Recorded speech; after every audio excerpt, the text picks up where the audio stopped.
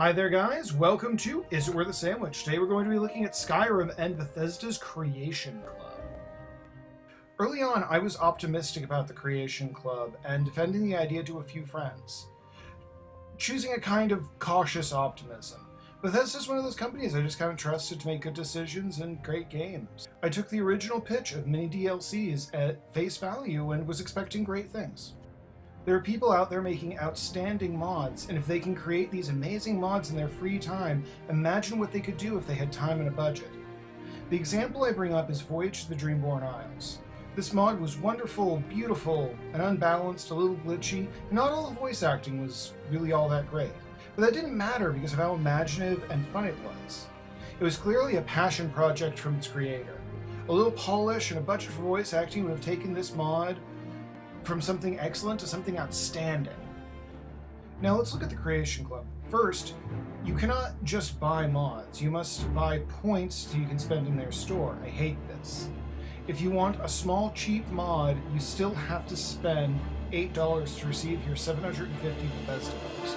I splurged and spent $15 to receive 1,500 Bethesda bucks.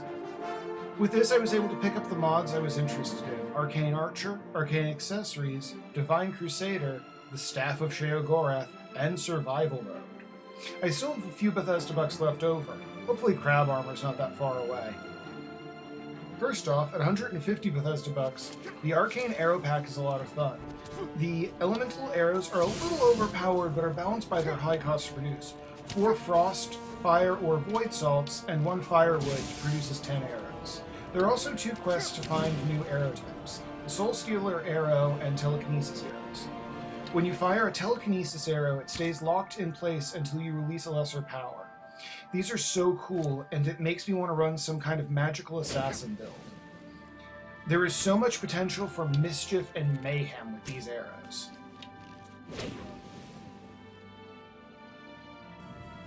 To obtain the Soul Stealer Arrows, you must finish the trials. I did not finish the trials, and so I did not obtain the Soul Stealer Arrows. Even so, I would say this mod's really worth it. At 100 Bethesda bucks, we have Arcane Accessories. This is my favorite mod of the bunch that I downloaded. Firstly, it adds 2 new robes to your game and your inventory. They're pretty, but they're also kind of forgettable. The main reason we're here is for new spells. I love these spells. The Elemental Blasts feel powerful and like you're throwing unstable magic. The Elemental Blasts are similar to the Fireball spell, but have a bit more versatility. The Absorb spells are less flashy, but super useful, draining health from your enemy over time and giving it to you. My favorite spells are the Unbound Elemental spells. They're all expert level, and they just have a really good feel to them. The Unbound Storms in particular is a little tricky to get a handle of, but when you do, is incredibly rewarding. There are a few more spells in this pack that I'm not covering here. A nice touch for this mod is through a quest, you can track down all of these spells at once in a lost library, or you can purchase the spells from merchants or find them as random loot. Next, at 500 Bethesda bucks, we have Survival Mode. Survival Mode was free at launch. That's how I got it, but I think that offer is expired by now. If I'm being honest, I didn't use Survival Mode all that much. I really liked having to eat, sleep, and keep yourself warm. The reduced carry weight, only leveling up when you sleep, and no health regen or pain, but I could see how they would add challenge to play. I do not have time for no fast travel. I'm not taking 20 or 30 minutes every time I need to go back up to High Hrothgar. There are some people who are going to get a lot out of this mode. I'm just not one of them. Now, you can turn Survival Mode on and off as you see fit throughout your playthrough, except if you're in a dungeon. It kind of locks you into that. That is one part of this mod that I do really like. Up next is Sheogorath's Staff at 250 Bethesda bucks. Head back to Solstheim and find the Fork of Horpiculation, I hope I'm saying that right, and kill 2 Bullnetches. Now, head to see Master Neloth and be locked out of getting your staff unless you finished all of his quest. So tantalizingly close. Cool fork, though.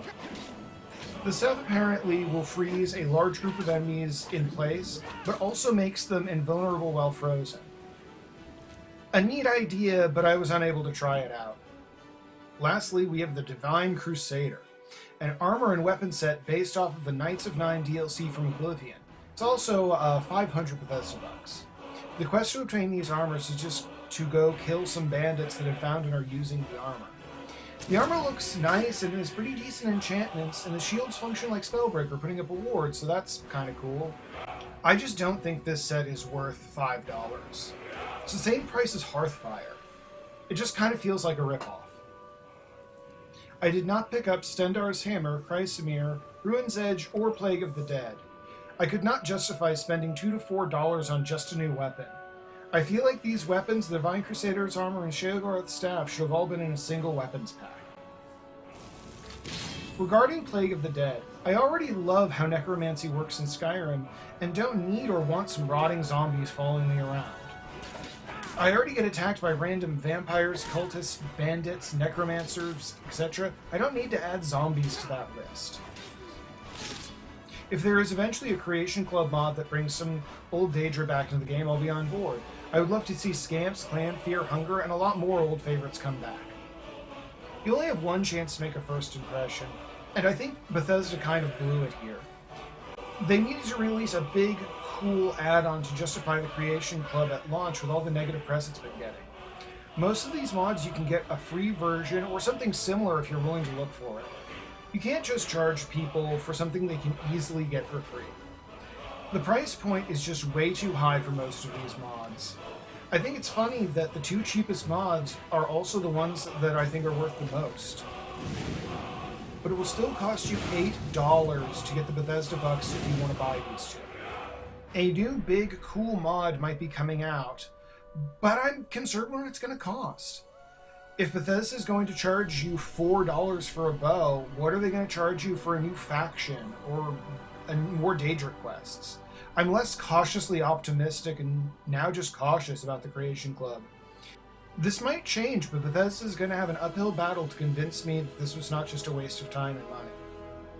For the moment, you're better off just spending your money on a sandwich. Thanks for joining me on this trip back to Skyrim. Was I too easy or too hard on the Creation Club? Let me know in the comments.